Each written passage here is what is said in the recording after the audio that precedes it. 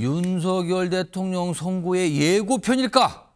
이거는 뭔지 알겠습니다. 한덕수 국무총리 탄핵심판 선고를 말하는 것 같은데요. 우선 오늘 여야에서 이와 관련된 목소리도 냈습니다. 이거 왜 날짜 순서가 이렇게 나옵니까? 지금 이런 불만을 표시한 것, 그리고 왜 불만을 가지세요? 뭐 헌재에서 알아서 판단하는 거 아닙니까? 이런 반응 들어보겠습니다. 이해할 수가 없습니다. 최우선 처리하겠다고 한 윤석열은 선고 일정조차 잡히지 않았는데 한덕수 총리 먼저 선고를 한다니, 오늘 바로 선고기일을 지정하고 가장 빠른 날에 윤석열을 파면함으로써 헌정질서 수호라는 본연의 책무를 다하기를 거듭 촉구합니다. 외교, 안보, 경제적 위기가 지속되고 있는 가운데 한 총리 복귀는 시급한 과제였습니다. 반면 민주당은 왜 윤석열 대통령보다 한덕수 대행에 대한 심판을 먼저 하냐며 강한 유감을 표명했습니다. 국가적 어려움은 뒤로 한 채 정치적 목표가 오직 대통령 탄핵에만 있다는 것을 자백한 셈입니다. 지금 저 한덕수 총리의 탄핵심판 선고를 먼저 하는 것에 대한 시각들인 거죠. 일단 그렇게 잡혔어요, 지금요. 자, 그러면은 달력 좀 한번 보겠습니다. 여기에 여러 가지 날짜들이 표시가 돼 있어요.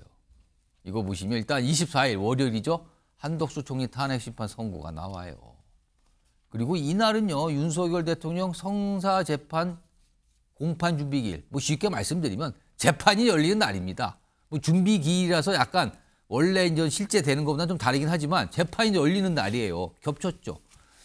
그리고 26일은 이재명 대표 선거법 사건 2심이 나오는 날입니다. 그리고 뭐가 써 있습니까?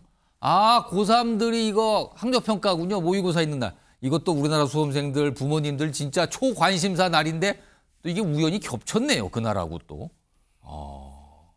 이렇게 또 표시가 돼 있습니다. 자, 그리고요. 그 다음 날이 28, 29가 있고 쭉 보면 4월로 가면은 18일이 2명의 헌법재판관이 퇴임하는 날이에요. 이렇게 나와 있습니다. 서정빈 변호사 지금 모셨는데요. 자, 일단 달력 보시고 그러면은 일단 지금 날짜 몇 개를 제가 말씀을 드렸는데 그러면은 윤석열 대통령의 탄핵심판 선고는 언제로 봐야 되는 겁니까? 지금으로서? 저도 사실 뭐 지금 상황에서 또다시 이 선고 기일을 예상하는 제 기억에 지난주 지난주 나오셨을 때도 날짜 몇 개 이렇게 말씀하셨는데 다 지나갔어요. 이미 지나갔습니다. 지금. 사실 뭐 저뿐만 아니라 뭐 변호사들이나 혹은 법조인들 아니면 뭐 일반 국민들도 예상을 했던 일정이 지난주 금요일까지는 선고를 하지 않을까였습니다. 14일. 네. 예. 그런데 지금 이제 다음 주로 넘어가게 된 그런 상황이라서 이번 주 금요일 예상을 했었죠. 근데 넘어갔어요. 오늘 다 끝났습니다. 지금. 넘어간 상황이라서 사실 뭐 지금까지 헌법재판소에서 구체적으로 어떤 내용까지 평의가 되고 또 판결을 예상하고 있는지가 뭐 그런 정보가 전혀 나오지 않고 있는 상황이라서 뭐 지금부터의 추측도 마찬가지로 어떤 특별한 근거를 갖고 있는 건 아닙니다. 그래서 일단 그래도 예측을 해보자면 어디입니까? 무슨 날입니까? 그래도 최소한 다음 주 금요일까지는 선고를 하지 않을까. 그럼 28일이 일단 또 유력하다고 지금으로서 봐야 됩니까? 예, 일단 그렇게 생각하고 있습니다. 뭐 일단 이 정도까지 시간이 흘렀으면 그래도 평의 과정에서 뭐 사실관계 문제라든가 혹은 큰 쟁점들에 대해서는 충분히 상의를 할 만한 시간을 거치지 않았나. 혹시 26일 전날이 25일일 가능성은 전혀 없습니까? 네, 그럴 가능성도 사실은 뭐 존재한다고 봅니다. 뭐 그렇지만은 일단은 뭐 보통은 그래도 이런 큰 사건들 같은 경우에는 또 금요일에 선고를 많이 했다라는 점들 또 한번 고려를 해본다면 또 하나 질문드리면 혹시 26일 이재명 대표 2심 선고가 있는 날 같은 날 할 가능성은 없습니까? 그것도 역시 배제할 수 없을 것 같습니다만 그래도 좀 가능성은 조금 더 낮지 않나. 왜냐하면은 일단 2, 3일 전에는 또 통지를 한다라고 알려져 있으니까 그렇다면은 사실 월요일 통지를 하고 수요일 선고를 하기에는 물론 이틀 간격이 있긴 하지만 조금 촉박한 거 아닌가라는 생각이 들어서 뭐 그런 점 때문에 그래도 수요일은 넘기지 않을까 이렇게 생각을 하고 있습니다. 갑자기 또 질문이 하나 드는데 혹시 생중계는 할 것 같습니까? 정말 계속 어려운 그런 질문들인데 생중계는 조금 어렵지 않을까. 앞서서는 두 번의 대통령 탄핵 심판 당시 생중계를 다 했었는데. 네, 그렇습니다. 사실 그런데 지금 뭐 분위기를 봤을 때 헌법재판소 앞에서의 그런 집회라든가 이후에 결국 선고가 나왔을 때 발생할 수 있는 즉시 발생할 수 있는 파장들을 고려했을 때 좀 경호 문제 등이 상당히 발생할 것 같아서 조금 시차를 두고 중계를 하는 방법도 고려하지 않을까 생각이 됩니다. 최영철 위원, 만약에요 이재명 대표 2심 선고, 그러니까 26일 뒤에 윤석열 대통령 선고 날짜가 잡혀서 나온다면 헌재가 어느 정도 정치적인 상황을 고려했다고 봐야 되는 걸까요? 그러면 그 날짜를 그런 순서로 잡았다면? 아니, 그런 것도 보는 거죠. 헌재가 지금 자꾸 늦어진 이유는 결국에는 제가 아까 말씀드렸다시피 8대0 일방적으로 인용 결정이 대세였다가 지금 기각해야 한다는 재판관들이 나오기 시작했고, 그렇기 때문에 기각해야 한다는 재판관들이 점점 늘어났고 또 그래서 지금 자꾸 기일이 늦어지는 겁니다. 이게 헌재가 처음에는 뭐 시계까지 들고 가가지고 속전속결로 재판했습니다. 그런데 그렇게 해서 빨리 결정을 내릴 것 같더니면 갑자기 시간이 계속 늦어지고 지체되면서 지금 하세월로 지금 자꾸 가고 있거든요. 그것은 결국에는 헌법재판관 일부가 기각이라는 의견을 자꾸 내면서 격론이 벌어지는 거죠. 그렇기 때문에 자꾸 늦어지는 것이고, 그렇기 때문에 저는 다음 주도 어렵지 않은가 이런 식으로 계속 격론이 벌어지고 뭐 4월로 넘어갈 수도 있다. 평의에서 계속 뭐 그 다툼만 있고 그 토의가 계속 길어지다면 평결은 어려워지는 거고, 그렇다면 4월 달까지 가서 지금 문영배 재판관과 이미선 재판관이 그 퇴임하기 직전까지 아마 갈 수도 있지 않은가. 지금 이렇게 계속 간다면 계속 격론이 벌어질 수밖에 없고, 그렇다면 팽팽하게 가서 저는 이렇게 되면 기각 가능성도 매우 높아지는 것 아닌가. 저는 이렇게 예측을 해봅니다.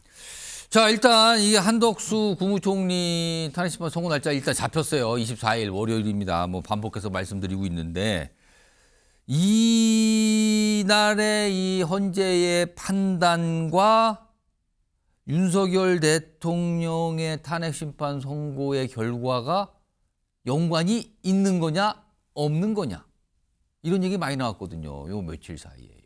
관련된 목소리 들어보시죠. 뭐 한덕수 총리 탄핵 사건과 대통령 탄핵 사건은 별개의 문제이기 때문에 저희 뭐 법률적인 판단으로는 연계가 좀 어렵지 않나 이렇게 생각을 하고 있습니다만은, 한덕수 총리 대행의 기각이 되면은 민주당은 그야말로 국민 앞에 석고 대절을 해야 된다, 이렇게 민주당에 의한 입법 독재 그리고 국정마비, 국정테러, 이것이 결국은 대통령의 계엄 선포의 원인이 되었다, 이렇게 생각을 하기 때문에 그 부분도 아마 대통령에 대한 탄핵 심판에 있어서 중요한 고려 사항이 될 것이다. 대통령 탄핵 선고가 대표님 2심 선고 뒤로 미뤄질 수도 있다는 관측이 있는데. 네, 할게요. 자, 수고했습니다. 네. 감사합니다. 자, 그럼요. 지금 한덕수 국무총리의 탄핵 소추 사유가 여러 가지인데, 그 중에 하나가 윤석열 대통령의 탄핵 소추 사유와 좀 겹치는 부분이 있어요. 일단 보겠습니다. 한덕수 국무총리 탄핵 소추 사유인데 뭐 여러 개가 있죠. 뭐 임명 거부, 그다음에 뭐 내란 상속특권 임명 회피 등등등인데, 저 두 번째 노란 바탕으로 돼 있죠. 내란 행위 묵인 방조. 요거는 윤석열 대통령 탄핵 소추와 관련돼 있는 내용이거든요. 이게 비상계엄과 관련돼 있기 때문에. 소정규 변호사, 한덕수 총리에 대한 이 헌재의 결정이 나오면 윤석열 대통령 선고 결과를 어느 정도 짐작할 수 있다라는 전망이 분석이 나오거든요. 맞습니까? 가능한 겁니까, 그렇게? 사실 좀 구체적으로 따져봐야 될 것 같긴 합니다. 예. 이제 한덕수 총리에 대한 그 결정문 내용 중에서 이제 구체적인 그 이유를 들어서 예를 들면은 당시에 이제 비상계엄과 관련한 평가를 헌법재판소에서 한다. 그래서 해당 비상계엄이 뭐 위헌인지 혹은 합헌인지 여기에 대한 평가 내용이 들어있다라고 한다면, 그렇다면은 이 결정문은 동시에 윤 대통령에 대한 탄핵 사건에 있어서도 마찬가지로 이 계엄에 대해서 합헌 혹은 위헌을 평가할 내용이 되기 때문에 이제 그러한 내용이 담겨졌다라고 한다면 그날 충분한 윤 대통령에 대한 심판에 대해서 좀 가늠자가 될 수 있는 상황이 그날 어떤 되고요. 이유를 설명할 텐데 그 내용이 굉장히 주목을 받게 되는 거군요. 그러면은. 네, 그렇습니다. 근데 만약 반대로 거기에 대한 구체적인 평가 이전에 예컨대 뭐 당시 상황에 대해서 한 총리가 구체적으로 개입한 사실이 없다, 거기에 대해서 입증되지 않는다라는 정도에서 끝을 낸다라고 한다면 사실 그 정도 결정문 내용만으로 가지고는 윤 대통령에 대한 사건을 조금 예상하기는 많이 힘든 뭐 관여한 바가 별로 없어 보인다, 이 정도로 끝난다면 그거 깊게 안 들어가는 거군요. 네, 그거는. 그렇습니다.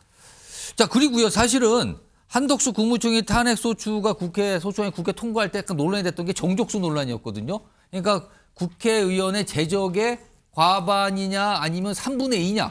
그러니까 예를 들어서 300명 기준으로 하면은 151명 이상이어야 되느냐, 아니다 200명 넘어가야 되느냐, 이걸 가지고 당시에 논란이 있었는데 이번에 헌법재판소가 이 부분도 좀 판단을 합니까?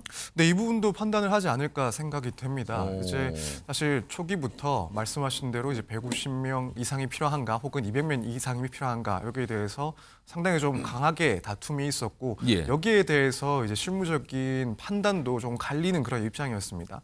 그래서 이 부분이 상당히 조금 쟁점화가 되어 있다라고 볼 수가 그러면은 있고. 만약에 이 부분에 놓아서 만약에 지금 민주당 주도로 통과됐을 때는 이건 과반이면 된다라고 했잖아요. 근데 그게 아니라 3분의 2라고 만약에 헌재가 판단되면 이건 이른바 각합니까 그러면은? 네, 그렇습니다. 그렇게 되면은 이제 탄핵소추 의결에 필요한 그 절차적인 요건을 갖추지 못했다라고 보기 때문에 예. 그러한 이유로 각하가 되고 사실 그렇다면은 뭐 탄핵소추 사유에 대해서 구체적인 판단 뭐 없이 이유를 뭐 설명을 할 그런 상황이 아닌 거네요. 그렇게 되면. 네, 그래서 형식적인 결론만 내게 됩니다. 아, 그럴 가능성도 좀 배제하기는 어렵다 지금. 네, 현재로서는 그런 가능성도 배제할 수는 없습니다. 일단 소정빈 변호사로부터는 한덕수 국무총리의 탄핵심판 선고 결과와 윤석열 대통령 탄핵심판 선고가 과연 어떤 연관성이 있는가 요거에 대한 설명을 좀 들어봤는데 소영주 소장님, 지금 일각에서는요. 특히 이준석 의원이 이런 얘기를 하더군요. 이재명 대표의 선거법 사건 2심 결과와 윤석열 대통령 탄핵심판 선고가 관계가 있다. 그러니까 이재명 대표께 만약에 먼저 나오고 뒤에 윤석열 대표가 나온다면 이게 영향을 준다는 거예요. 먼저 나온 게. 구체적으로 보면은 이런 말이 있군요. 이재명 대표가 2심에서 유죄가 나오면 헌재는 탄핵 인용 가능성이 높고 반대로 무죄가 나오면 기각이나 각하 의견 쪽으로 재판관들의 의견을 강하게 주장할 수 있다. 이거 어떻게 봐야 되는 설명입니까? 이거 어떤 본인의 약간 분석이긴 한데 지금. 분석이라기보다는 모두각이죠. 아, 그래요? 둘 다 까기 위해서 그냥 그렇게 억지 논리를 만든 것인데 예. 헌재가 윤석열 대통령과 이재명 대표라는 두 정치인에 대한 상관성을 가지고 판결한다는 소리잖아요. 그렇게 말이 되네? 됩니까? 그러니까 유죄와 인용이 같이 가고 무죄와 각하나 기각이 같이 간다 이 뜻이 그러니까 됩니다. 이재명 지금요? 대표가 살면 윤석열 대통령 살려주고 그래서 같이 살게끔 해서 대립구도를 만들고 이재명 대표가 유죄를 받으면 이재명 대표가 정치적으로 피선거에 박탈되니까 윤석열 대통령도 파면에 이르게 해서 둘 다 사라지게 하고 예. 어떤 그런 논리잖아요. 오. 그거 상식적이진 않잖아요. 굉장히 그냥 둘이 같은 어떤 정치적인 비호감도를 갖고 있기 때문에 둘은 공정관계다라는 말 하고 싶은 것 같은데 저는 이준석 대표가 법률가가 아니라서 다행이라고 생각합니다. 아. 국민의힘 대부분 사람들 보면 법률가라는 사람들이 기각이네, 각하네 하면서 법률적인 양심과 지식을 팔고 있는데 나중에 인용되면 변호사증 다 반납하셔야 될 것 같아요. 근데 이준석 의원은 반납할 건 없는 것 같고 그렇죠. 다만 법조인 아니니까. 정치적으로 이런 어떤 희화화하는 내용들 지금 내란 행위에 대해서 판결 내는 헌재가 대한민국의 민주공화국에 대한 민주 질서를 바로잡는 아주 엄중한 이런 결정을 내리는데 예. 그게 말이 되는 어떤 풍자나 분석이라고 보는지 저는 참 역시 이준석 의원은 그 가벼움이 본인 스스로를 갉아먹는 게 아닌가라는 좀 말씀 좀 드리고 싶습니다. 요거 제가 짧게 최영철 위원에게 질문 한 1분 드릴게요. 이거 이준석 의원의 본인의 어떤 정치적 분석 같기도 해요. 어떻게 보세요? 뭐 정치적 상상력은 발휘될 수 있어서 그런 뭐 표현의 자유는 있으니까 그렇게 의견을 내는 건 괜찮습니다만 현실성은 별로 없다. 지금 저는 헌법재판관들의 아까 제가 결정 내용을 좀 분석했다고 말씀드렸다시피 예. 제가 판사들 얘기를 들어봐도 그렇습니다. 지금 이미 갈릴 대로 다 갈려 있기 때문에 이재명 대표의 2심 판결과 연관성이 직결되긴 어려운 상황이 이미 왔다. 예. 그렇기 때문에 어떤 판단이 나오든 헌법재판소의 판단은 별로 달라질 것이 없을 것이다. 그리고 지금 그 이재명 대표는 아직 2심이지 않습니까? 대법원에 가서 또 어떻게 될지 몰라요. 최종심이 그러니까 이번 되죠. 26일 2심을 갖고 향배를 판단하기는 이릅니다. 예. 그렇기 때문에 그것과 관련이 없기 때문에 헌법재판관들은 양심에 따라서 현명한 판단을 내놓을 것이기 때문에 수요일의 판결과 그리고 헌법재판소의 최종 결정과는 관련성이 전혀 없을 것이다. 이렇게 예측할 수밖에 없습니다. 그러니까 많은 분들이 기다리던 어떤 재판, 선고 이거기 때문에 기다리다가 이 둘이 관계는 없는 건가? 이거 왜 늦어졌지? 영향 준 거 아닌가? 막 이런 생각들을 정치적으로 하는 것 같기도 하네요. 여의도를 중심으로요.